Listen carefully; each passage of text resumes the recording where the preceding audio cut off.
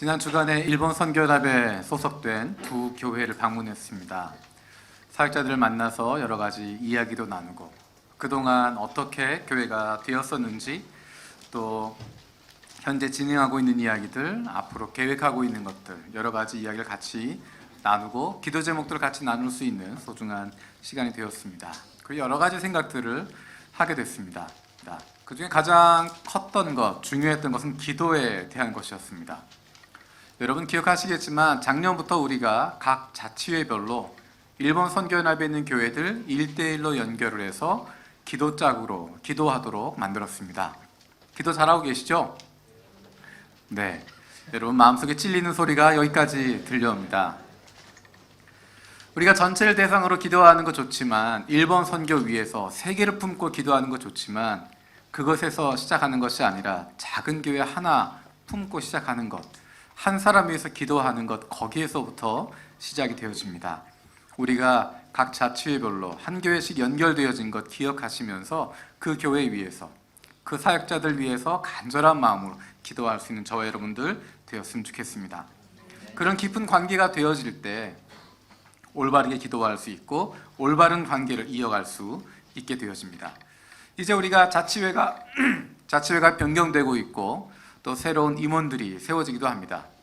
먼저 여러분들이 전화하셔서 연락하셔서 우리 자치회가 이렇게 변경되었습니다. 우리 회장단이 이렇게 바뀌었고 담당자들이 이렇게 달라졌습니다. 우리 위해서 이렇게 기도해 주십시오 부탁하시고, 또 그 교회가 가지고 있는 기도 제목들 여러분들 받으셔서 다시 한번 기도했으면 좋겠습니다. 먼저 이야기해서 기도 제목을 주시고 기도 제목 받으시고, 많은 사역자들이 아직 익숙한 것은 보고하는 것, 보고 안 하면 혼날까봐 그런 생각하시는데, 그것이 아니라 같이 기도 제목 나누는 것이고 이야기 들어주시는 것이고, 그렇게 같이 기도하고 이야기 나누고 그리고 마음이 가까워지면 그분들을 만날 수 있고 방문할 수 있습니다. 우리가 다른 교회들 많이 방문하는 것, 만나게 되어지는 것 참 중요한데, 기도하지 않으면, 그 교회에서 기도하지 않았으면 그 교회 방문하는 것 하지 마시기 바랍니다. 그 사역자 위해서 기도하지 않았으면 그 사역자 만나려고 하지 않았으면 좋겠습니다. 좋은 마음으로 찾아가고 좋은 생각으로 만난다라고 이야기하지만, 기도하지 않았으면, 품지 않았으면 괜히 그곳에 가서 문제를 일으킬 수 있고 마음 상할 수 있고 서로 힘들어질 수 있습니다. 괜히 내가 무엇인가 베푸는 것처럼, 자선 베푸는 것처럼 찾아가지고 인사해주고 챙겨주는 것이 아니라, 여기서부터 기도하는 사람들, 내가 기도하는 교회, 우리 자치회가 기도하고 섬겼던 그분 방문하는 것이고, 내 마음속에 품고 기도 제목으로 안고 있는 그분을 사랑하는 마음으로 찾아가서 격려하고 위로하는 것입니다. 그 무엇보다도 헌금 보내는 것보다, 다른 것보다 먼저 그분들을 품고 기도할 수 있는, 거기에서부터 우리가 시작되었으면 좋겠습니다. 예수님 생애를 보면 참 의아한 것이 있습니다. 특별히 요한복음을 보면서 참 이상하다라는 생각이 들 때 있습니다. 예수님을 대적하는 사람이 어떤 사람이었을까? 예수님을 박해하는 사람, 예수님을 멀리했던 사람들이 어떤 사람이었을까? 그 사람들은 하나님 모르는 사람이 아니었습니다. 이방인들이 예수님을 적대시했던 것 아닙니다. 이방인들이 예수님을 박해하고 핍박했던 것 아닙니다. 거룩하신 하나님의 아들이신 예수 그리스도, 그분을 대적했던 사람들은 죄인들이 아니었습니다. 사회에서 죄인이라고 불림을 받았던 사람들, 그들이 예수님을 적대시했던 것 아니었습니다.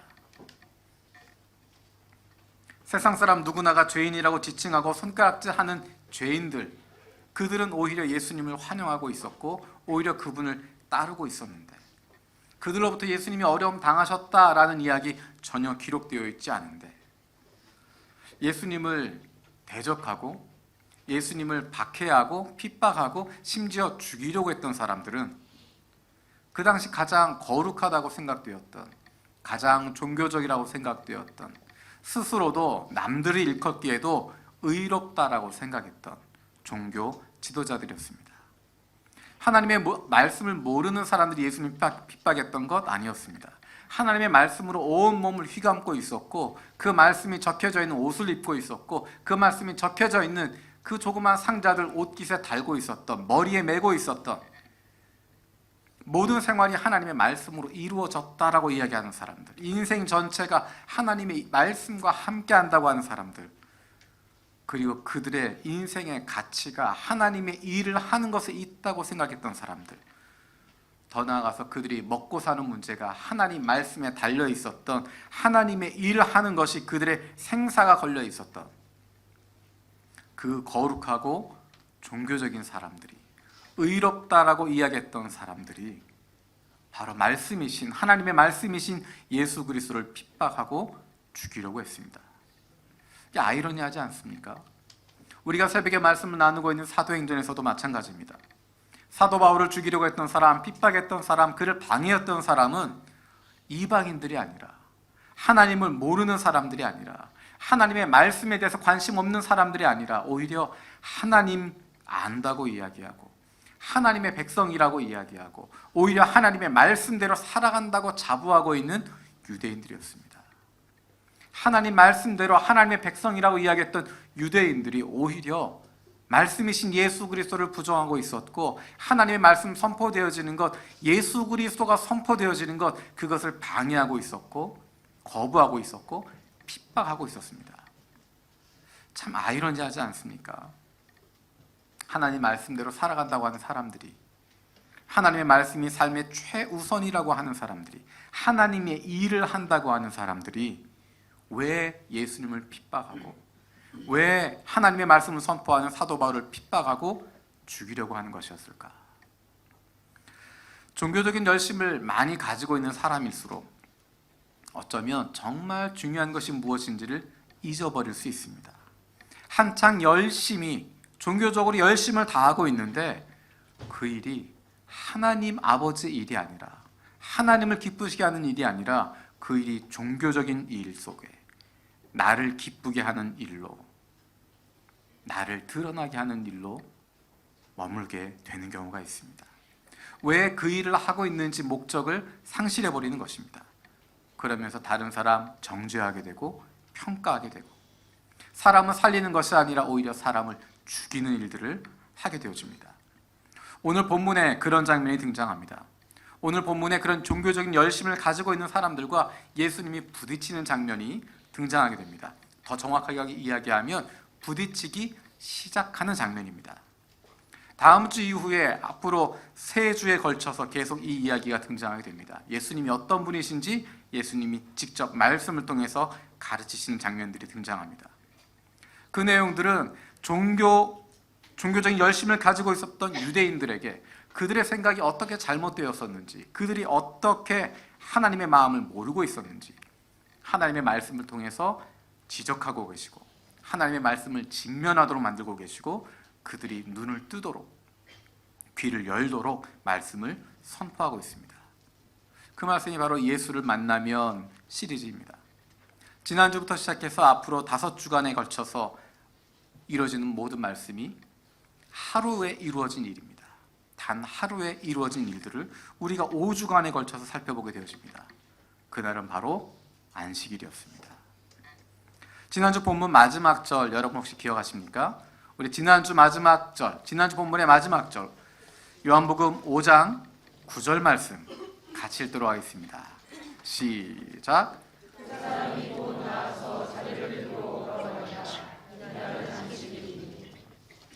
성경책마다 조금 다르게 표시가 되어 있을 텐데요, 제가 가지고 있는 성경에는 그 사람이 곧 나아서 자리를 들고 걸어가니라, 줄 바꿔서 이날은 안식일이니 되어 있습니다.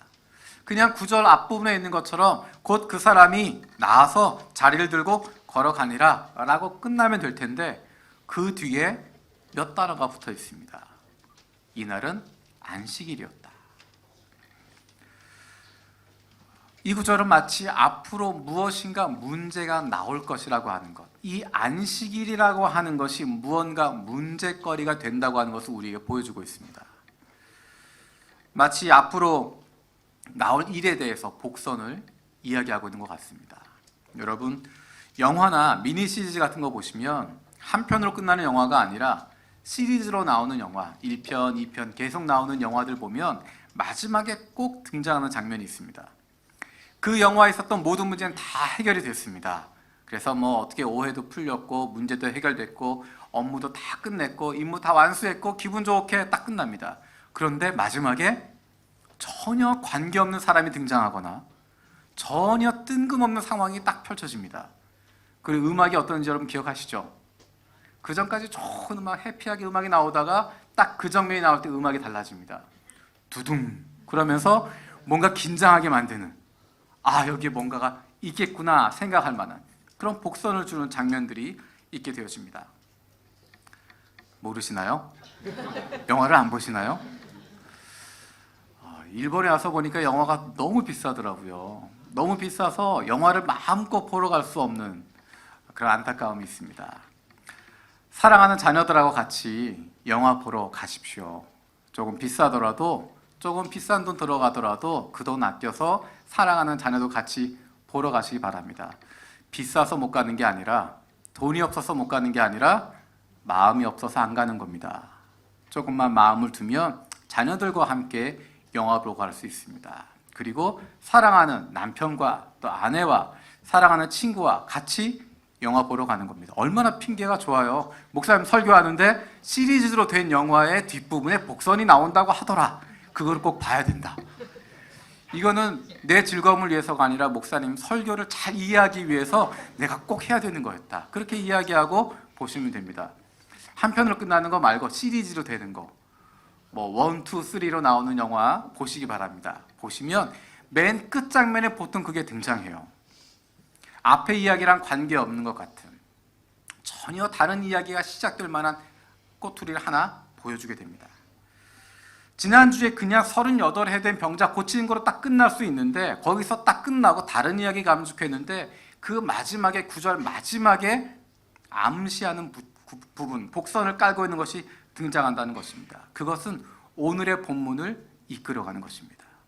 단순히 지난주의 이야기로 끝나는 것이 아니라 오늘의 이야기를 끌어가기 위해서 마지막에 그 단어가 붙어 있습니다. 그리고 이 주제는 오늘로 끝나는 것이 아니라 앞으로 사순절 동안 이루어진 말씀의 주제로 같이 연결되어지는 것이고, 더 크게 보면 요한복음 전체의 주제와 함께 연결되어져서 흘러가게 되어지는 이야기입니다. 여러분 놀랍지 않습니까? 예수님께서 38해 된 병자를, 그렇게 고생했던 병자를 고치신 것, 정말 놀라운 일인데 하필이면 그날이 안식일이었다고 하는 것, 얼마나 놀라운지 모르겠습니다. 예수님이 딱 고치고 나니까 아차 안식일이었구나 그랬을까요? 예수님이 38해 동안 기다리고 있었던 그 사람, 그냥 하루만 더 기다려도 괜찮은데 시간으로 따지면 한 10몇 시간만 더 기다리면 아무런 문제가 없는데 예수님이 마음이 급하셔서 날짜 계산 잘못하셔서, 아니면 그곳 잘못 지나가셔서 안식일에 어쩌다 보니까 안식일에 고치는 그런 일이었을까요? 우리가 잘 아는 것처럼 5장 앞부분을 보게 되면 예수님 별로 바쁘신 일이 없었습니다. 우리가 4장에서는 예수님의 일정에 대해서 우리가 같이 살펴봤었지만 5장에 별로 바쁜 일도 없으셨습니다. 별로 뭐 하신 일도 없고 바쁘지도 않았는데 그냥 하루 일찍 가셔도 괜찮은데, 하루 일찍 그곳에 가서 그 사람 만나서 고쳐주시면 오늘 본문에 나오는 것처럼 안식일에 자리를 들고 가서 문제가 되고 그런 것 없을 텐데, 아무런 문제도 없을 텐데 하필이면 왜 그러셨을까? 예수님이 날짜를 잘못 아신 것일까? 아니면 무슨 이유 때문에 그러셨을까? 오늘 본문과 앞으로 진행되어진 내용을 보게 되면 예수님께서 의도적으로 안식일에 그를 고쳐주고 있습니다. 단순히 38해 동안 병으로 앓고 있었던, 병에 사로잡혀 있던 그 한 사람 고치시고 새롭게 하시기 위해서가 아니라 어쩌면 평생 동안 잘못된 종교적 행위에 사로잡혀 있는 유대인들을 고치시고 새롭게 하시기 위해서, 평생 동안 안식일에 대해서 잘못 생각하고 있었던, 종교적인 수준에 그치도록 만들고 있었던 그들을 일깨우시고 새롭게 만드시기 위해서 그들에게 시비를 걸고 계십니다. 예수님께서 그들에게 시비를 걸기 위해서 굳이 안식일에 이 일을 행하고 계십니다. 예수님이 기대하셨던 것처럼 유대인들이 반응을 보입니다. 우리 10절 말씀 같이 읽어보겠습니다. 10절입니다. 시작. 유대인들이 병나은 사람에게 이르되 안식일인데 내가 자리를 들고 가는 것이 옳지 아니하니라. 유대인들이 누구에게 이야기하고 있죠? 병 나은 사람에게. 성경 분명히 이 사람을 병 나은 사람이라고 이야기하고 있습니다. 여러분이 만약에 그 자리에 있었다면, 여러분이 그 유대인의 위치라고 한다면 여러분은 뭐라고 이야기하시겠습니까? 그 사람이 자리를 들고 움직이는 것 보면서 여러분이 그 자리에 있다면 뭐라고 말씀하시겠습니까? 첫 마디가 어떤 말을 하실까요? 유대인들에게 있어서 38해 동안 아팠던 그 사람은 보이지 않았습니다. 38해 동안 아팠다고 하는 것, 그의 인생이 피폐해져 있는 것이었고, 그의 행색도 초라했을 것이고, 가족으로부터 어쩌면 버림받았을 것이고, 사회적으로도 소외되었던 사람일 텐데, 그렇게 힘들고 어려웠던 사람일 텐데, 어두웠던 사람일 텐데, 그의 얼굴이 어떻게 바뀌었을지 여러분 상상해 보십시오. 38해 동안 버림받았었고, 육체적으로 아팠고, 영적으로 비난받고 있었고, 가정으로부터 버림받았을 수도 있고, 사회적으로도 저 사람은 죄인이라고 지탄받고 있던 사람이었고, 나에게 아무런 능력이 없어서 내가 이렇게 아프고 있다고 생각하는, 나는 하나님에게도 버림받았다고 생각하고 있었던 사람일 텐데, 그가 예수님에게 고침을 받았을 때 그 안에 있었을 기쁨, 그 안에 있었을 놀라움, 그 안에 있었을 감사함, 유대인들에게 그것들이 보이지 않았습니다. 유대인들은 알아 누워있던 사람 보이지 않고, 병남 입었던 사람 보이지 않고, 기쁨 가운데, 감사함 가운데, 놀라움 가운데 하나님을 찬양하는 사람 보이지 않고, 그저 안식일에 자리를 들고 가는, 계명 어겼던 사람, 규율 어겼던 사람, 잘못 저지른 그 케이스만 보이고 있는 것입니다. 제 친구들 중에 의사 친구들이 많이 있습니다. 처음에 대학에 들어갈 때 의사가 되기 위해서 열심히 공부합니다. 또 면접도 열심히 준비합니다. 왜 의사가 되려고 하느냐? 모범 답안이 있죠. 한 사람을, 생명을 살리기 위해서, 그 소중한 생명을 구하기 위해서 내가 열심히 공부해서 좋은 의사가 되겠다. 그 마음을 가지고 시작했다가 시간이 지나면 환자는 보이지 않고 병만 보이고 하나의 케이스가 되어집니다. 처음에는 그 병을 고치기 위해서, 거기에 집중하기 위해서 환자와 병을 분리시킵니다. 인격과 병을 분리시켜서 그 암세포에 집중하게 되어지고, 그 병에 집중하게 되어지고, 그것을 고치는 것에 집중하게 되어지는데, 시간이 지나다 보니까 그 사람 잊어버리게 되고, 시간이 지나다 보니까 병만 남아있고 환자는 사라져버립니다. 제 친구 중에 한 명이 중국에서 성형외과 의사를 하고 있습니다. 나름대로 유명하게 알려진 의사인 것 같습니다. 어느 날은 페이스북에 사진을 하나를 올려놨습니다. 자기 자리 뒤편에 있는 커다란 유리 항아리 2개가 놓여 있었습니다. 그 안에 하얀색 이쑤시개 같은 것이 잔뜩 쌓여 있습니다. 저게 뭘까?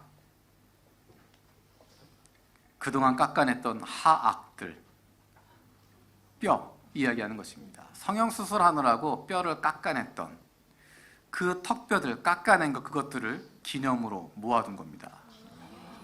이만큼 깎아냈다. 이만큼이나 깎아냈다. 물론 그 환자들 중에 일부가 그에게 감사 편지 보냈던 것, 감사 카드 보냈던 것도 많이 옆에 있었습니다. 그 수술을 통해서, 양악 수술을 통해서 인생이 달라졌다. 내가 자신감을 가지게 되었고 대인관계가 좋아지게 되었다. 여러 가지 고맙다는 편지와 카드들도 잔뜩 그 책장에 있었습니다. 하지만 그 이쑤시개처럼 보였던 하얀 그 턱뼈 조각들, 그것을 보면서 환자는 사라지고 케이스만 남고, 이번 달에는 500건 했네, 올해는 한 달 평균 1000건씩 했네, 이제 조금 더 하면 몇천 건이 되겠네. 환자는 사라지고 케이스만 남게 되어지는, 숫자만 남게 되어지는 그 모습들을 보게 되어집니다. 제가 단기 선교에 관심이 많아서 공부하는 가운데 의료 단기 선교에 대한 부분들 많이 살펴보게 됐습니다. 단기 선교 가운데 가장 안타까운 것이 의료 단기 선교입니다. 현지에 계시는 선교사님들이 가장 좋아하는 케이스는 의료 단기 선교입니다. 왜냐하면 많은 환자들을 고칠 수 있기 때문에, 많은 환자들을 볼 수 있기 때문에, 현지에 있는 선교사 입장에서 자기가 많은 사람들에게 유익을 줄 수 있기 때문에 좋은 것이지만, 실제로 거기에 가게 되는 의사의 입장에서 전혀 다른 것입니다. 한국에서도 일본에서도 미국에서도 매일마다 환자 그렇게 많이 보고 있었는데, 선교지에 가서도 여전히 환자만 보게 되어지는, 환자는 보이지 않고 아픈 부위만 보고 병만 보고 케이스만 하게 되어지는, 오늘은 200명 받네, 300명 받네, 차트를 세면서 오늘은 500건 받습니다, 내일은 조금 더 볼 수 있겠습니다. 의료 단기 선교에서 가장 인기 있는 사람들은 치과 의사입니다. 간단하기 때문입니다. 가장 인기 없는 사람들은 상담하는 의사들입니다. 말도 통하지도 않고 나아진 게 보이지도 않고, 또 인기 없는 의사들은 내과 의사들입니다. 약 조금 준다고 바뀌는 것이 없기 때문에 별로 환영받지 않습니다.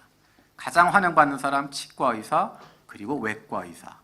우선 째고 꼬매고 하다 보니까 뭔가 보이는 것이 있기 때문에 치과, 외과가 굉장히 인기가 있습니다. 제가 치과 의사 선생님들과 같이 여러 나라의 의료 단기 선교를 다녔습니다. 그분들이 여러 가지 경험들을 이야기합니다.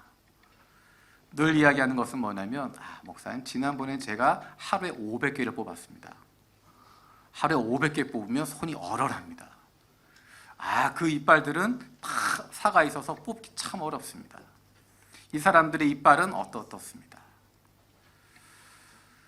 사람에 대한 이야기는 없고 이빨 몇 개 뽑았다. 선교사님들도 마찬가지입니다. 이번에는 한 1000명 봐주셔야 됩니다. 이 동네에서는 2000명 환자 있으니까 봐주셔야 됩니다. 환자를 보는 것이 아니라, 사람을 보는 것이 아니라 이빨만 뽑고 그냥 수술만 하게 되어지고 약 몇 개 주는 것, 사람이 보이지 않고 케이스만 남고, 사람에 집중하지 않고 사람이나 영혼을 바라보는 것이 아니라 그냥 결과에만 바라보게 되어지는, 숫자로만 가게 되어지는, 이 사람은 방금 38해 동안 병에 사로잡혀서 그에게 사로잡혀 있는 것으로 말미암아 해방되었고, 사회적 굴레에서 벗어나게 되었고, 고통에서 벗어났던 사람입니다. 그래서 기쁨이 있고 놀라움이 있고 감사가 가득했던 사람입니다. 그런데 그를 만났던 유대인들이 그 모든 것들을 사라지게 만들어 버렸습니다. 그렇게 기쁘고 놀랍고 감사로 가득했는데 안식일을 어겼다는 이유로 두려움에 빠지게 만들었고, 죄의식에 빠지게 만들었고, 더 나아가서 그의 영혼을 죽이는 일까지 하게 되셨습니다. 교회에서도 마찬가지입니다. 어쩌면 영혼들은 사라지고 사람들은 사라지고 숫자만 남게 되어집니다. 우리가 몇 명 만났네, 몇 집 전도했네, 전도지 몇 장 나눠줬고, 전화번호 몇 개 받았네, 몇 명 등록했고, 몇 명 남비에 되었고, 내가 담당한 지역에, 내가 담당한 순에 몇 명이 출석해서 몇 명이 있고, 몇 명 무엇인가 할 수 있고, 사람은 사라지고, 처음에 영혼을 사랑하는 마음으로 시작했는데, 영혼에 대한 마음으로 시작했는데, 그 한 영혼에 대한 안타까움으로 시작되었는데, 시간이 가는 동안에 그 영혼은 사라지고 숫자만 남고, 그 영혼에 대한 마음은 사라지고 겉으로 보이는 결과에만 남게 되어지는 것. 그 영혼에 대한 나의 마음은 사라지고, 그로 말미암아 나에게 돌아올 훈장에만 눈이 멀게 되어지는, 그 영혼에 대한 안타까움은 사라져버리고, 그 숫자로 말미암아 내가 받게 되어질 인정과 다른 사람으로부터의 칭찬에만 마음이 남게 되어지는 것. 어쩌면 이것은 유대인들의 문제뿐만 아니라 바로 저와 여러분들의 이야기인지도 모르겠습니다. 이 유대인들이 이야기합니다. 11절, 12절 같이 읽도록 하겠습니다. 11절, 12절 시작.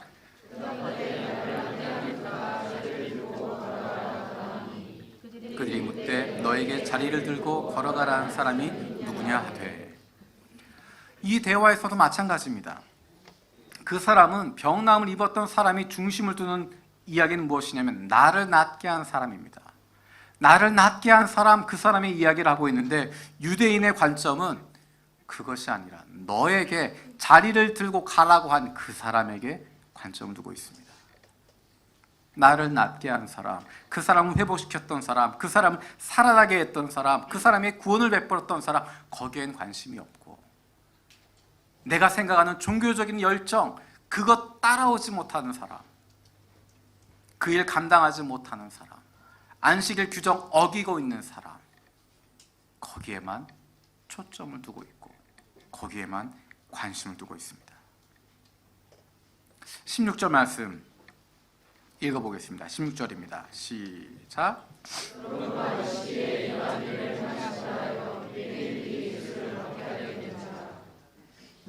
안식일에 이러한 일을 행하신다 하여 유대인들이 예수를 박해하게 된지라. 예수님이 어떤 일을 하셨습니까? 예수님이 하신 일이 어떤 거죠? 38해 동안 병에 사로잡혀 있었던, 그래서 육신의 고통을 당하고 있었던 그 사람, 어쩌면 가족관계가 다 무너져 버렸던 그 사람, 어쩌면 사회적으로 지탄받고 버림받고 있었던 그 사람, 하나님이 천하보다 소중하게 여기시는 바로 그 한 영혼, 그 영혼이 구원받고 치유되어지고 나음을 입었는데 하나님이 기뻐하시는 그 일을 행하셨는데 유대인들에게 있어서 그 일은 사라져버리고 그 일은 관심에도 없고 안식일 규정을 어겼던 것, 이 사람으로 하여금 안식일 규정을 어기도록 만들었던 그 죄, 하나님의 아들의 놀라운 기적을 대하고 있음에도 불구하고 내 눈앞에서 하나님이 놀라운 기적을 펼쳐주셨고 그 사람이 병으로부터 자유했고 그 영혼이 살아나게 되었고 그가 새로운 생명을 얻게 되었는데 거기에는 관심을 두지 않고 그것은 바라보지 못하고 그 영혼은 쳐다보지 못하고 그 사람 손에 들려있는 그 돗자리 하나만 쳐다보고 있고 그 사람이 그것 들고 걸어가는 일, 안식일 규정 어긴 그것에만 집중하고 거기에 사로잡혀 있는 유대인들의 모습을 발견하게 되어집니다. 그 일이 도대체 어떤 일이었을까? 우리 17절 말씀 같이 읽겠습니다. 17절입니다. 시작. 예수께서 그들에게 이르시되 내 아버지께서 이제까지 일하시니 나도 일한다 하시매.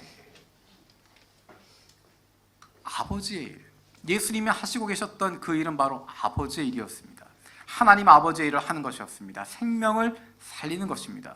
그 중풍병자를 고치는 것이었습니다. 38일 동안 병의 노예가 되었던 그 사람, 죄로 말미암아 죽을 수밖에 없는 인생이었는데 그 사람 회복시켜주는 것, 그를 불쌍히 여기는 것, 그를 살려주는 것, 구원해 주는 것, 그것이 바로 하나님의 뜻이었고 그것을 행하는 것이 아버지의 일이었는데 유대인들은 그 마음을 갖고 있지 않았습니다. 그래서 남아있는 것은 종교적인 일뿐이었습니다. 정신이 사라지고 나니까, 그 마음이 사라지고 나니까 남아있는 것은 행위뿐이었습니다. 불쌍히 여기는 마음도 없고 살리고자 하는 마음도 없고 오로지 남아있는 것, 이 일을 통해서 내가 잘 보이고 싶다는 욕망뿐입니다. 다른 사람을 수단 삼아서라도 종교적으로 인정받고 싶은 마음만 남아있습니다.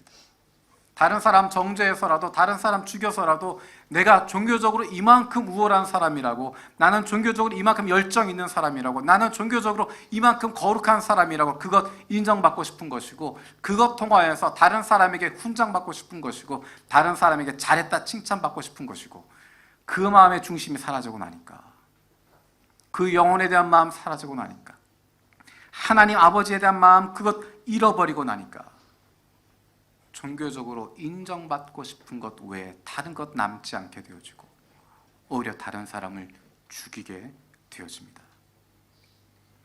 우리는 어떻습니까? 나는 정말 생명을 살리는 일에, 사람을 사랑하는 일에, 하나님 아버지의 마음을 기쁘시게 하는 일에, 하나님이 기뻐하시는 그 일에 집중하고 있는가? 아니면 정죄하고 죽이는 일을 하고 있는가?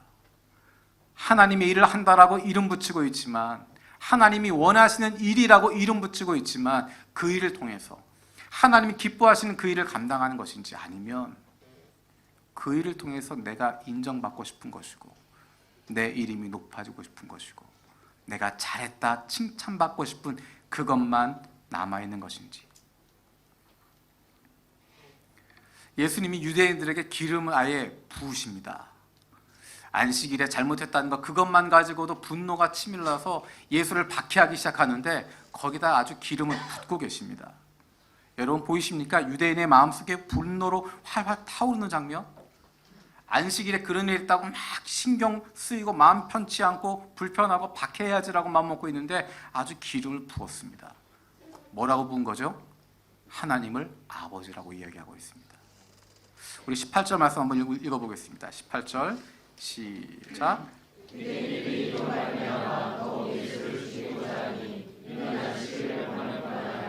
하나님을 자기의 친아버지라 하여 자기를 하나님과 동등으로 삼으심이로라. 16절에 보면 예수를 박해하게 되었는데 18절에 가니까 이제 죽이려고 하게 되어집니다. 그 마음에 분노가 불릴 듯 일어나게 되어집니다. 아버지라고 부르고 있습니다. 하나님을 아버지라고 부릅니다. 물론 이 당시에 유대인들도 하나님을 아버지로 인식을 했습니다. 하지만 그 아버지라고 하는 것은 종교적인 용어일 뿐이에요. 저 멀리 있는 절대자로서의 하나님, 그래서 아버지라고 부르고 나와는 관계가 없는 분으로 생각하고 있었는데, 예수님은 그 하나님을 내 아버지라고 이야기하고 있습니다. 종교적인 대상으로서가 아니라, 나의 종교의 대상, 절대자로서 멀리 두고 있는 것이 아니라 가까이 끌어당기고 있고, 그분이 내 아버지라고, 나와 동등된 분이시라고, 내가 그분의 일을 하고 있다라고 이야기하고 있습니다. 하나님을 아버지라고 부른다고 하는 것, 그것은 스스로를 동등되게 만드는 것입니다. 그것은 유대인들에게 있을 수 없는 일이었고, 놀라운 일이었고, 분노할 수밖에 없는 일이었습니다. 그런데 예수님은 하나님을 내 아버지라고 부르시고, 뿐만 아니라 한 걸음 더 나아가서 예수님의 제자들에게도 하나님을 향하여서 아바 아버지라고 부르라고 이야기합니다. 아바 아버지라고 하는 것, 그것은 저 멀리에 있는 절대자 하나님, 신으로서 존재하는 분, 내가 아버지라고 부르기는 부르지만 나와는 관계없는 그런 대상으로서가 아니라 내 아버지로서, 나의 아빠로서 하나님을 부르도록 만드시는 것입니다. 어떻게 인간이, 어떻게 죄인이 그 하나님을, 그 거룩하신 하나님을 아빠라고 부를 수 있고, 어떻게 죄인이 그 하나님 앞에 나아갈 수 있고, 어떻게 죄인이 감히 거룩하신 하나님을 아버지라고 부를 수 있을까? 그래서 유대인들은 분노하게 되었고, 그래서 예수를 죽이고자 했고, 그 마음 가운데 뜨거운 마음이, 분노가 가득 차게 되었던 것입니다. 그런데 예수님은 제자들에게도 하나님을 아바 아버지라고 부르게 하시고, 저 여러분들에게도 하나님을 아버지라고 부를 수 있게 해주셨습니다. 죄인이었던 우리들이, 죄인인 우리들이 거룩하신 하나님을 아버지라고 부를 수 있게 되었습니다. 우리들의 아버지, 감히 하나님을 아버지라고 부를 수 있게 되었습니다. 그것이 바로 은혜입니다. 그것이 바로 십자가에서 이루어진 기적입니다. 예수님께서 십자가에서 저와 여러분들을 바꾸어 주셨습니다. 우리를 새롭게 만들어 주셨습니다. 오늘 본문에 등장하고 있었던 그 사람, 예수님에게 고침받았던 사람, 예수님에게 구원받았던 사람, 그 사람은 어떤 사람이었습니까? 우리 14절 말씀 다시 한번 읽어보겠습니다. 14절입니다. 시작. 그 후에 예수께서 성전에서 그 사람을 만나 더 심한 것이 생기지 않게 다시는 죄를 범하지 말라 하시니, 그 사람은 죄 없는 사람이 아니었습니다. 그 사람은 죄 있는 사람이었습니다. 우리가 지난주에 여러분 기억 잘 안 나시겠지만, 지난주에 배웠던 것, 지난주에 나눴던 것 생각해 보시면 그 사람 믿음이 있었다는 이야기 한 적 없습니다. 성경 어디에도 그 사람이 믿음이 있었다 이야기하지 않습니다. 그가 노력했다 이야기하지 않습니다. 그가 예수님께 찾아갔다 이야기하지 않습니다. 심지어 예수님이 그에게 와서 네가 낫고자 하느냐라고 이야기하는데, 주님께서 원하시면 다 할 수 있습니다, 그런 이야기 등장하지 않습니다. 내가 주님의 손만 붙잡아도 낫겠습니다. 그런 이야기 등장하지 않습니다. 네가 낫고자 하느냐? 내가 너를 고쳐주련? 물어보시는데 저 사람 때문에 안 되고 있습니다. 저것 때문에 제가 이렇게 힘들고 있습니다. 여전히 다른 사람 핑계대고 있고 주변 환경 탓하고 있는, 다른 사람에게 이유를 전가하고 있는, 죄 많고 믿음 없고 아무런 자격도 없는, 아무런 노력도 없던 사람인데, 그런데 예수님께서 그를 찾아가신 것입니다. 예수님께서 그를 찾아가셔서 그를 고쳐주신 것입니다. 아무 노력도 하지 않았는데, 아무 믿음도 없는데, 아무 자격도 없는데 예수님께서 먼저 찾아가셔서 그를 고쳐주셨습니다. 그것이 바로 은혜입니다. 아무런 자격도 없는 사람에게, 아무런 능력도 없는 사람에게 그에게 주신 선물, 그렇기 때문에 그것이 은혜입니다. 자격이 있는 사람에게 주어지는 것, 그것을 은혜라고 이야기하지 않습니다. 노력한 사람에게 주어지는 것, 그것은 대가이고 보상입니다. 내가 열심히 한 만큼 받는 것이고, 내가 노력한 만큼, 내게 그만큼 자격이 있었기 때문에 받는 것입니다. 대가이고 보상이지, 그것을 은혜라고 말하지 않습니다. 그런데 하나님께서 우리에게 주시는 구원은 우리의 노력이나 우리의 자격에 대한 대가나 보상이 아니라 은혜로 주시는 것입니다. 우리에게 아무런 자격도 없고 아무런 능력도 없고 아무런 가치도 없는데 우리에게 먼저 찾아오셔서 우리에게 먼저 사랑한다고 말씀하시고 먼저 손 내밀어 주시고 먼저 우리를 위해서 십자가에 달려 죽으셨던 그 은혜입니다. 죄인이었던 우리가 거룩하신 하나님을 아버지라고 부를 수 있게 되었습니다. 그것이 바로 십자가에서 이루어진 기적입니다. 그 십자가에서 주님이 저와 여러분들을 바꾸어 주셨습니다. 우리는 너무도 많은 순간에 그 은혜를 대가나 보상으로 만들어 버립니다. 그렇게 받은 은혜인데 내가 아무런 노력한 것도 아니고 자격도 없고 내 마음이 있었던 것도 아니고 믿음이 있었던 것도 아닌데 그럼에도 불구하고 주셨던 은혜인데 저 여러분들은 우리도 모르는 사이에 내가 뭐 조금 열심히 한다고, 내가 뭐 좀 드렸다고, 내가 조금 헌신했다고, 내 인생 가운데 몇 시간 하나님께 드렸다고, 그 노력했다고, 그 수고했다고 하나님이 주신 은혜를 내 노력의 대가처럼, 내 수고의 보상처럼 그렇게 만들어버리지 않습니까?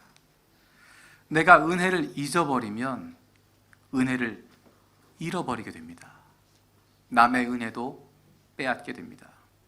유대인들이 하나님의 은혜를 모르고 있었기 때문에, 그 은혜가 없었기 때문에 그 병난 받았던 사람 38일 동안 병에 사로잡혀 있었고 죽음의 위협 가운데 있었고 죄인 노예가 되어 있었는데 그가 가지고 있었던 그 놀라운 기쁨, 놀라운 감사, 그 모든 것 한순간에 다 빼앗아 버리는 은혜 없는 사람 되었던 것처럼, 남의 은혜를 빼앗아 버리는 사람 되었던 것처럼 내가 은혜를 잊어버리면 내 은혜를 잃어버릴 뿐만 아니라 다른 사람의 은혜까지 빼앗아 버리게 됩니다. 내가 은혜를 다시 찾아야 됩니다. 내가 은혜를 다시 고백할 수 있어야 됩니다. 은혜 없이 사역하는 것 아무 소용없습니다. 은혜 없이 교회를 열심히 하는 것 종교적인 행위에 불과할 뿐입니다. 사람들은 칭찬하는 것 같지만, 당신 열심히다라고 이야기하는 것 같지만 하나님과 아무런 관계없는 사람 되어집니다. 은혜 없는 선교 필요 없습니다. 은혜 없는 유대인의 정죄하는 모습, 어쩌면 그것이 저와 여러분들의 모습일 수 있습니다. 이번 사순절 기간을 통하여서 우리를 향하신 하나님의 은혜를 회복하는 시간이 되어지기 원합니다. 나를 향하신 하나님의 은혜를 깊이 경험할 수 있는 시간 되어지기 원합니다. 이 시간 함께 기도하는 마음으로 함께 찬양드리기 원합니다.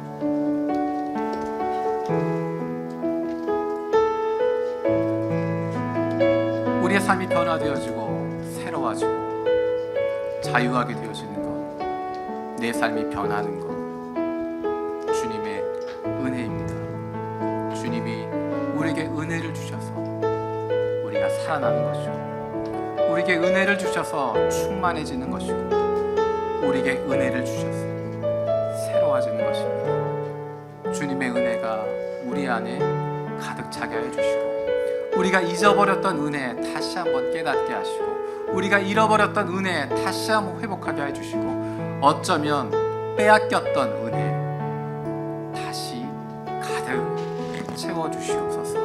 우리 기도하는 마음으로 함께 찬양 드리겠습니다.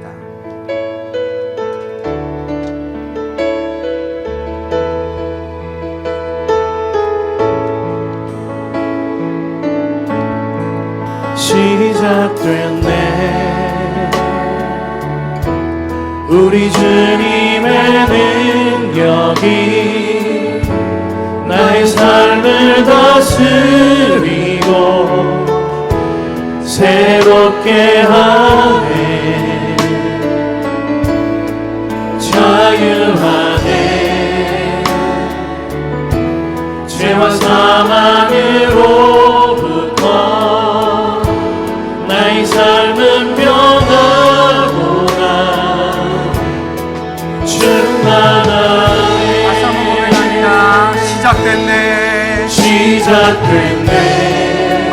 우리 주님의 능력이 우리 주님의 능력이 나의 삶을 나의 다스리고 삶을 다스리고 새롭게 하네.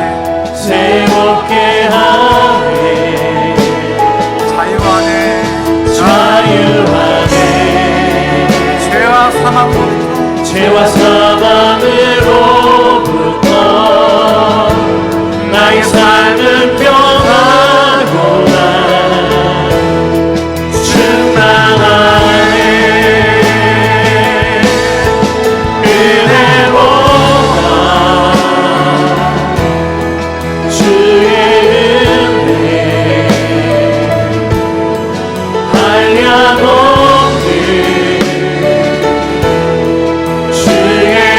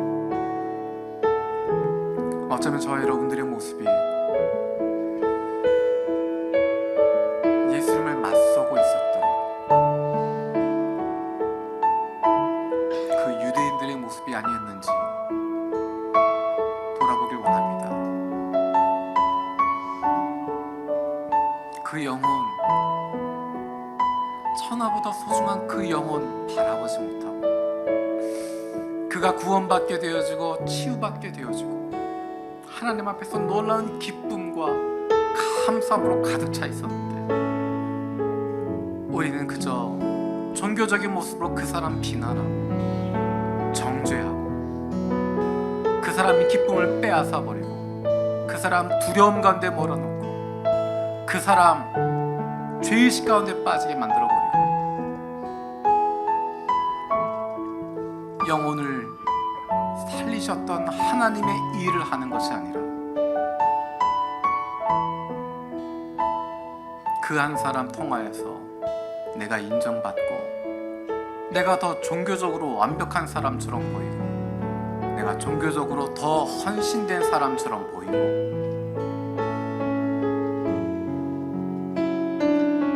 그 영혼에 대한 마음보다 하나님에 대한 마음보다 다른 사람들에게 인정받기 바라고 다른 사람들에게 칭찬받기 바라고 내가 이만큼 종교적이고 이만큼 헌신되어져 있고 이만큼 열심 가지고 있는 사람이라고 그것 내세우는 것 그것에 빠져 있어서 은혜를 잊어버리고 나를 향해 주셨던 그 놀라운 하나님의 은혜를 다 잃어버리고 빼앗겨버리고 내가 열심히 하는 대가로 생각하고 내가 수고하고 헌신한 것에 대한 보상으로 생각하면서 하나님의 은혜 내 안에 없어서 내 주변에 있는 사람의 은혜도 빼앗아 버리고 우리 공동체 안에 있는 은혜 빼앗아 버리고 우리 교회 안에 있는 은혜 빼앗아 버리고 어쩌면 저와 여러분들이 그 유대인의 모습이 아니었는지 다시 한번 돌아보려고 합니다. 하나님 우리에게 은혜를 더하여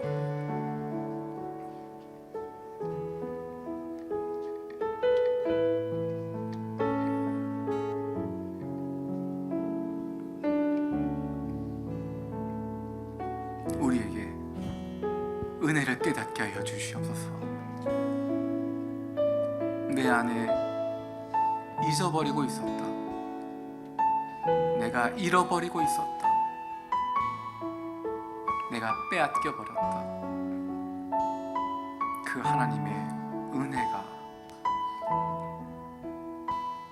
내 안에 다시 넘치게 해주시고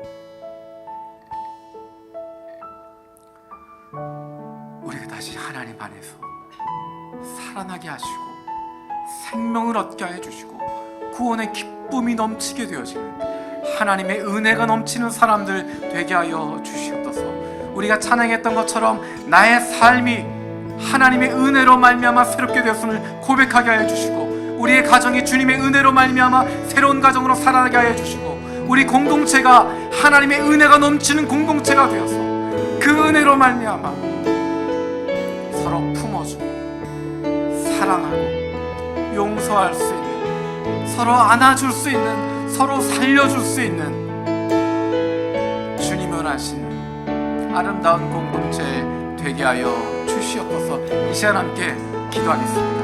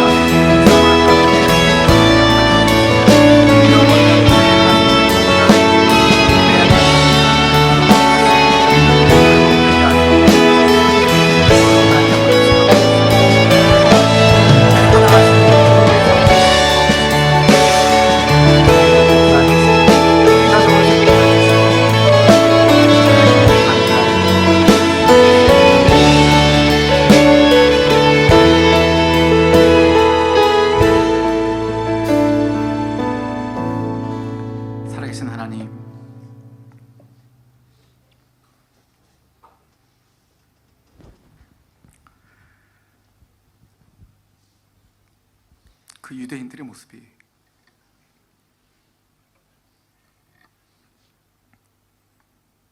바로 우리의 모습임을 고백합니다. 그 많은 은혜 받았었는데, 그 많은 사랑 받았었는데, 그 은혜 잊어버리고 나니까, 그 은혜 잃어버리고 나니까, 그 은혜 다 빼앗겨 버리고 나니까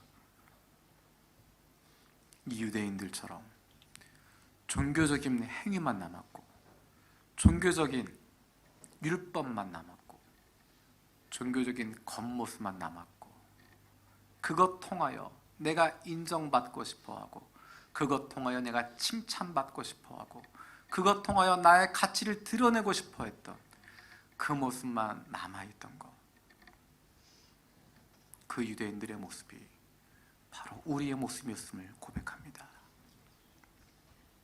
예수님을 만나면, 예수님을 만남을 통하여 우리 안에 그 은혜가 다시 회복되게 하여 주시고, 아무런 자격도 없고 아무런 능력도 없고 믿음도 없고 노력조차 하지 않았던 그 사람에게 찾아오셔서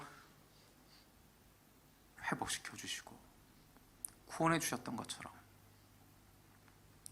아무런 자격도 없는 우리에게 아무런 노력도 하지 않았고 헌신되지 않았고 믿음도 없는 우리들에게 찾아오셔서 먼저 베풀어 주셨던 그 주님의 사랑과 그 은혜 다시 한번 회복되게 하여 주시옵소서. 주님의 은혜가 우리 가운데 다시 회복되고 넘치게 하여 주시고, 그로 말미암아 우리의 가정들이 새로워지게 하여 주시고 살아나게 하여 주시옵소서. 우리 공동체가 하나님의 은혜가 넘치는 공동체가 되게 하여 주시고, 그래서 서로 살리는 공동체가, 서로 품어주는 공동체가, 서로 함께하는 주님의 사랑을 나누는 공동체 되게 하여 주시옵소서. 감사드렸고 예수님의 이름으로 기도드립니다. 아멘.